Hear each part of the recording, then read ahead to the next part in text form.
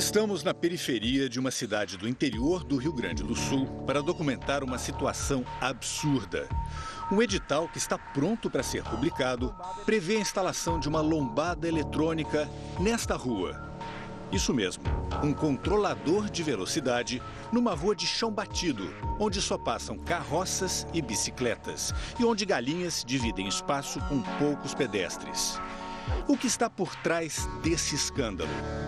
Corrupção. O que sobra de comissão para nós? Que a gente pode estar negociando de 12%, 15%. Fraudes. Tem como tirar multa? Tem. E muitas negociatas. Pode ver o total, vai pagando. É um retrato escandaloso de como funciona a indústria das multas no Brasil. Uma indústria que fatura 2 bilhões de reais por ano. A investigação do Fantástico começa em Porto Alegre. Aqui, o representante da empresa Engebras, Márcio Paim Velho, se prepara para negociar a instalação de lombadas eletrônicas e radares fixos, também conhecidos como pardais. A conversa é registrada com uma câmera escondida pelo repórter do Fantástico Giovanni Grisotti, que se passou por funcionário de uma prefeitura gaúcha e teve a colaboração de um ex-funcionário público do Rio Grande do Sul, com experiência em licitações na área de trânsito. Márcio faz uma avaliação de quanto pode pagar de propina. Para a gente ter uma base, vamos partir com 10 aqui. 10%. Quanto? 10%. Uma média. Tá. Se é um pouquinho mais, um pouquinho menos, depende. Uma resolução do Conselho Nacional de Trânsito criou regras para a instalação de controladores eletrônicos de velocidade no Brasil. Pelas normas, é preciso um estudo técnico que leve em conta itens como quantidade de veículos e pedestres que utilizam a via, índices de acidentes e a velocidade permitida. Só com esse estudo, feito por empresas especializadas, é que pode ser autorizada a instalação de pardais e lombadas. O representante da Engebras indica uma empresa para fazer os estudos técnicos. É a ACT de Porto Alegre. Tem algumas empresas que fazem isso. Qual é a empresa? ACT. Chamados pelo repórter e sem saber que estão sendo filmados, os 3 sócios da ACT vão até uma prefeitura do Rio Grande do Sul.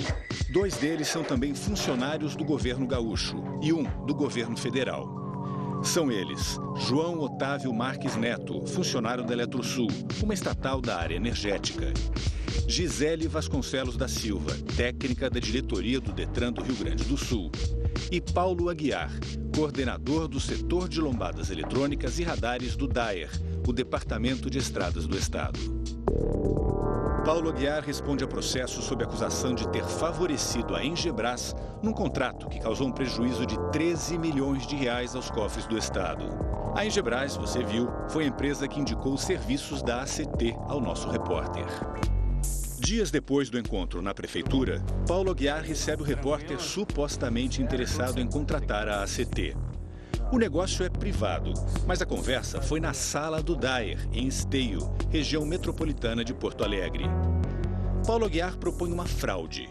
A contratação da empresa seria pela modalidade carta-convite, pela qual a prefeitura convida 3 fornecedores a apresentar um orçamento, para depois escolher o de menor valor.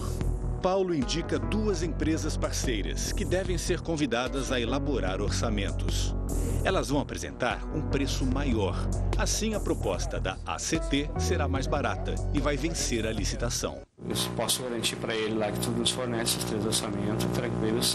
Segunda-feira eu tenho na mão. Mais 2 empresas que trabalham com. O contrato é fechado em outro prédio público. Desta vez, o segundo sócio da ACT, João Otávio, recebe o repórter na Eletrosul. Ele tenta aumentar o valor do contrato e oferece uma propina. Não dá para nós subir um pouquinho isso? Que até eu passaria um percentual aí de comissão, onde a gente passa para quem consegue serviço para a gente, passa 10%. Gisele Vasconcelos, a terceira sócia da ACT, entrega o orçamento na frente do prédio do Detran Gaúcho, onde trabalha, e reforça que os outros 2 orçamentos serão enviados pelo correio, com valores maiores, conforme combinado. Tudo bom? Tudo bom? Uhum. Tá tudo aí dentro, Tá tudo aqui. E aí as outras 2 estão indo por Sedex 10 para ti. Repare que os valores enviados pelos Correios são um pouco maiores que o da ACT, que apresentou um custo de R$20 mil. No dia marcado para o pagamento, o ex-funcionário público que acompanhou as negociações aparece com um envelope supostamente contendo os R$20 mil da concorrência fraudada. Logo em seguida, chega o repórter do Fantástico. Vocês estão fazendo alguma negociação aqui? Não, senhor, nós estamos almoçando, esse cidadão veio aqui falar conosco. Quem é esse cidadão? Não sei, não conheço. Quem é esse cidadão? Não conheço, senhor, me desculpe, mas eu não posso. O senhor conhece esse cidadão que estava aqui? Não conheço, ele chegou aqui, sentou, não conheço. Nunca viu ele? Não. Vocês não ofereceram propina para esse cidadão? Pelo amor de Deus. Nossa investigação segue no rastro das fraudes praticadas pelas empresas que fabricam radares. Uma delas é a Percons, de Pinhais, na região metropolitana de Curitiba, que tem contratos no Rio de Janeiro e no Rio Grande do Sul.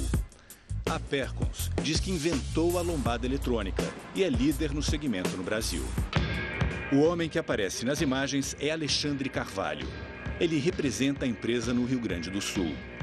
Logo no começo, ele revela como garantir a Percons como a fornecedora dos radares para uma prefeitura, antes mesmo de começar a licitação. É preparando um edital viciado. Sendo viável, nós vamos sugerir um edital. Agora quem senta para negociar é o gerente da Percons, Jobel Araújo, que confirma a oferta de propina feita pelo vendedor Alexandre.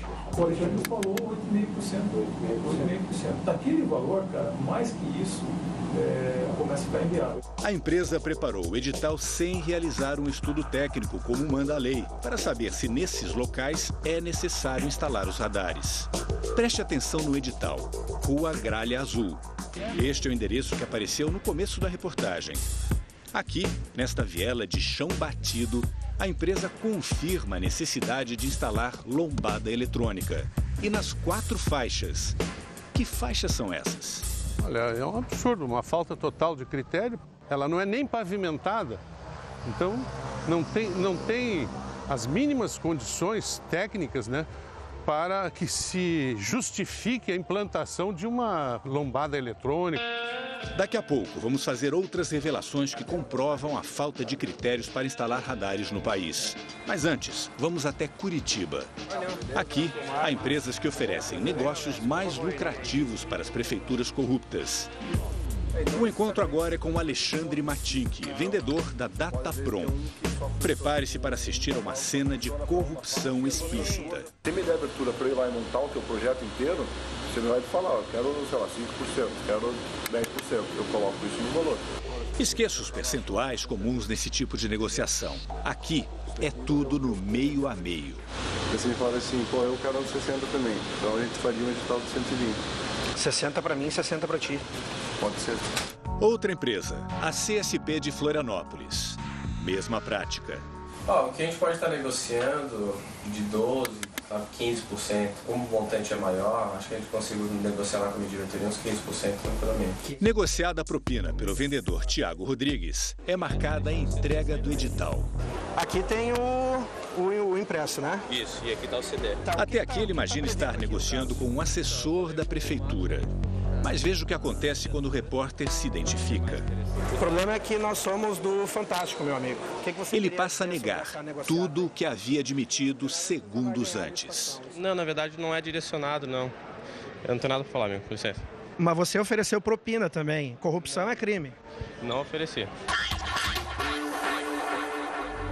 Em Curitiba, o esquema se repete com a Consilux, que tem radares na capital paranaense e em São Paulo. Quem negocia aqui é o diretor comercial, Eterley Richter Júnior. Ele promete o edital já pronto. Eu posso mandar como se fosse um genérico para você, não tem problema, mando hoje, dentro. A propina oferecida pela Consilux, 5%. 5% que é justo, né? Dentro do nosso preço, sem alterar, da nossa margem. Como é que entra isso no caso? Isso entra no cálculo total do serviço ou fica por fora? Assim? Não. E será que todos os motoristas são iguais perante os radares? A resposta é não. É possível anular multas de apadrinhados políticos, amigos, parentes. Existe alguma maneira, assim, da gente, se precisar livrar um cara desses aí, tirar a multa? Sim, vocês têm. E confessa, a Consilux já anulou multas em Curitiba. Já fizeram isso, inclusive. Mas, cara, vira um inferno. Mas alguém descobriu? Graças a Deus, não. Seguimos para São Paulo, outro mercado explorado pela indústria da multa. Estamos no estado brasileiro com o maior número de radares, mais de 4.000, quase 11 milhões de multas em 2010, uma a cada 3 segundos. O representante de outro fabricante de radares, a Consladel, confirma a fraude que permite tirar multas antes que elas sejam enviadas ao Detran. Tem como tirar multa? Tem. Nós mesmos tiramos, conseguimos tirar? Com certeza. Fácil, não tem burocracia? Não, porque selecionaram algumas placas. Tá. Filtrar, né? A partir daí, Kleberton Tintor segue o roteiro desse tipo de negociata. Propinas, editais direcionados, fraudes. Eu já tenho o edital pronto. Já tem. Eu te passo os pontos, já me manda junto e já me manda com o valor. Com o valor que eu te dei, aí tu encaixa. Aí eu já te informo até ao certo o valor da comissão. Eu tomo uma então, comissão de 3 a 10. Isso. Tá, tira a multa. Dá para tirar a multa. No edital a gente consegue direcionar. Outra empresa paulista, Splice, também faz parte do esquema ilegal. E as cenas flagrantes de corrupção se repetem. Sobra dinheiro até para a campanha eleitoral de prefeitos corruptos. Quer dar uma ajuda aí na campanha e tranquilo. Para o vendedor da empresa, José Leandro Witt, a fraude dos editais é comum no mercado e acusa a concorrente gaúcha, Eliseu Kopp, de participar do esquema. Falando pela Kopp, né? A Kopp, muito rolo. Meu Deus. O Fantástico teve acesso a editais publicados por 3 prefeituras do Rio Grande do Sul e de Santa Catarina, em que a Kopp venceu a licitação. Nos de Lagoa Vermelha, Erechim e Rio do Sul, trechos inteiros são exatamente iguais. Sem saber que está sendo gravado, o funcionário da Eliseu Kopp, Jean Carlos Ferreira, admite a montagem de editais para direcionar a licitação em favor da empresa. Esse aqui é o meu produto. Se tu gostar, eu vou te dizer quais são as especificações dele. Eu vou te dar uma ajuda. E tu vai montar. É assim que as prefeituras fazem. É legal fazer isso? É legal. Não, isso é crime contra as licitações e contra o seu bolso. E o que nós constatamos nesses editais são situações de possível direcionamento dessas licitações em função, por exemplo, da especificação dos equipamentos que estão sendo demandados. E um edital direcionado seria uma falha grave? É grave, é gravíssima. Há 2 anos, em Carazinho, no interior gaúcho, o promotor da cidade conseguiu suspender as lombadas e radares da Eliseu Kopp. Mas a razão foi outra. Ele descobriu que 85% da arrecadação com multas seriam repassados à empresa. Quanto mais multas, mais dinheiro para a Kopp. O repasse de percentuais de multas às empresas pode livrar milhares de motoristas das penalidades. Isso porque as multas podem ser anuladas. Foi o que decidiu a Justiça do Ceará depois de denúncia feita por este procurador da República. A resolução do CONTRAN, de outubro de 2002, ela diz que todas aquelas multas que tenham com base em contratos que estipulassem a chamada cláusula de produtividade ou cláusula de remuneração, todas essas multas deveriam ser imediatamente retiradas do sistema. E o que acontece quando o radar não está onde deveria? Em 2009, um estudo apontou os 50 trechos de rodovias brasileiras onde mais acontecem acidentes com mortes. Em apenas 3 desses pontos, campeões de acidentes, existem controladores eletrônicos de velocidade. As pessoas que estão sendo mortas todo dia no trânsito acabam sendo totalmente desvalorizadas por estudos que estão sendo mal feitos e radares mal colocados. Segundo o levantamento, lidera o ranking de mortes esse trecho na rodovia BR-282, no oeste de Santa Catarina. Na semana passada, 27 pessoas morreram num acidente envolvendo um ônibus e uma carreta. Nós temos que fiscalizar usar os equipamentos disponíveis, a tecnologia que está aí para salvar vidas, né? Desde que tenham critérios para isso, né? E, claro, um dos critérios é que não tenha falcatrua, tráfico de influência, interesses, né? Tem que estar nos locais onde realmente vamos salvar vidas. Falcatrua com vidas aí é inadmissível. Aonde vai pôr equipamento, para nós é diferente. O que tem que ser fechado agora é a quantidade e o tipo de equipamento. O Fantástico pediu explicações para as empresas citadas na reportagem. A empresa não participa de acordos de mercado, a empresa não faz direcionamento de editais. A Consilux também se manifestou. A política nossa é muito clara, não admitimos nada parecido com isso. Todos os contratos nossos são muito transparentes. Pela CSP de Florianópolis, quem falou foi o diretor Délio Rodrigues. A CSP não corrompeu ninguém, não tratou como corrupção, não estava vendendo nada de forma a corromper, não participa da licitação.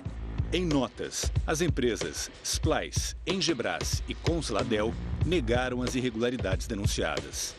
A Percons de Curitiba disse que vai se manifestar depois da reportagem ir ao ar.